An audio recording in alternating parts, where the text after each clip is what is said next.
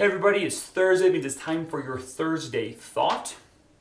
We are going to continue our review of the Colorado contract to buy and sell real estate. We've gone through section 11 already, so we're going to be covering 12 all the way through 17, but they're pretty small sections, so we're at about 2 pages worth of content that we're going to cover, so let's jump right into it. Basically, section 12 begins the closing provisions, and it basically is the closing documents and closing information that the seller and buyer agree to work with the title company to have all of those settlement documents executed. It talks about having a Colorado Commission approved form being executed or not being executed with the contract in section 12.2. 12.3 is closing, then delivery of deed. Basically says that it's going to be assigned by one of the parties, usually by the seller and the listing agent, but I've kind of seen it all over the place on that one. Disclosures of settlement costs. Basically, the buyer and seller acknowledge that there are costs associated with closing a home and that different companies who provide those settlement services have varying levels of service and varying costs. Section 13 talks about this transfer of title and the type of title that will be transferred, type of deed, whether that be a special warranty, a general warranty, a bargain and sale deed, and so on and so forth. And each one of those have different ramifications in how the property is transferred to the buyer. Section 14 deals with payments of liens and encumbrances, and basically says unless agreed in writing, the buyer, basically the buyer is taking possession of the property has no liens or encumbrances on it, that all of them will be settled at the closing table. Usually that deals with a mortgage, but every once in a while you see something where there may be a mortgage, but there may be another lien on the property that also gets paid off at closing, but unless the buyer agrees to take possession of it. Most examples of that would be like a solar panel. So the buyer's agreeing to take over like a solar panel lease. Usually they have to qualify for that, and it's a little bit of a different animal. And then section 15 is a little confusing. There's lots of little sections, so we're going to go through them quickly here. Basically talks about closing costs, and that's basically the settlements, the title company's closing fee. I've seen them as low as like $200 and as high as like $450. And sometimes different closing companies charge different amounts if they're closing the loan and the real estate. They have different charges, which is kind of annoying, but I see it occasionally. And then who's paying for those? It's usually split one half by the buyer, one half by the seller.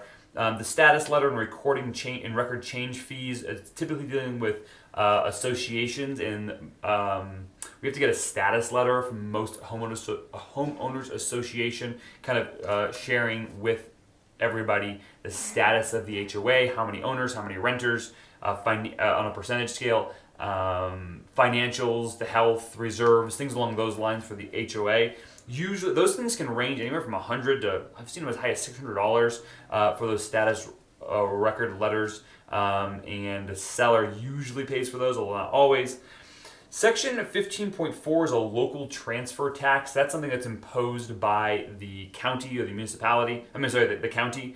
And we don't have one here in El Paso County. I can't remember if Teller County has one. I'm pretty sure they're more common up in the mountain communities like Summit County, the Vales, the Breckenridges, and those areas for just a little extra revenue for the county every time a property is transferred. There's a water transfer fee in section 15.6, again dealing more with water metro districts, or maybe a place that's more rural that has water delivered by a community or association, those types of things, not with Colorado Springs utilities. Sales and use tax in section 15.7.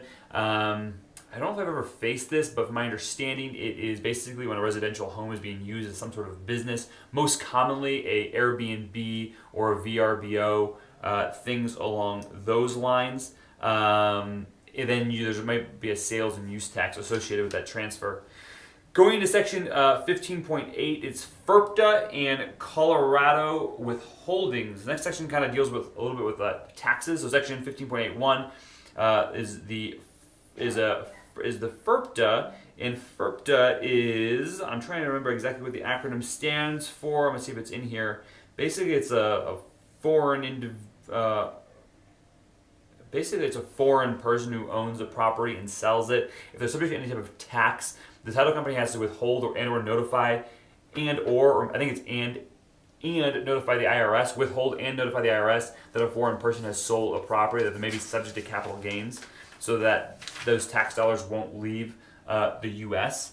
Again, we don't see that too often because for the most part, I would say 90% of my, 95, 99% of my clients have been U.S. citizens, so I haven't had to deal with that since it was enacted a couple of years ago. And then 15.8 is Colorado withholdings, which is similar. Basically, it says that the Colorado Department of Revenue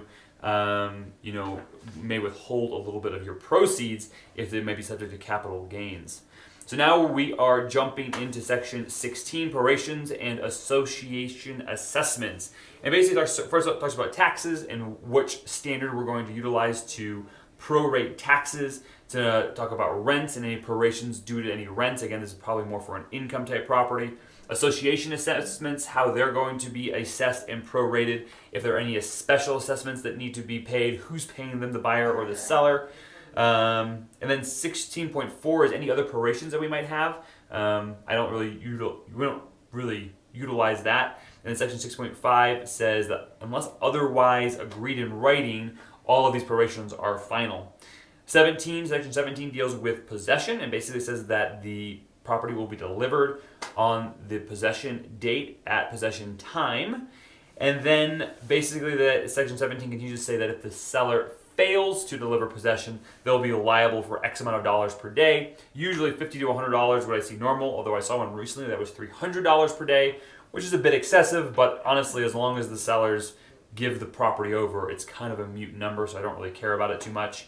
And then the last two sections of section 17, the last two paragraphs, basically say that the seller, there's a box that says if this box is checked, the seller basically is saying that they do not intend to utilize this property as their primary residence. They might be checking that to say, hey, we're going to turn it into a rental or it's a second home or things along those lines.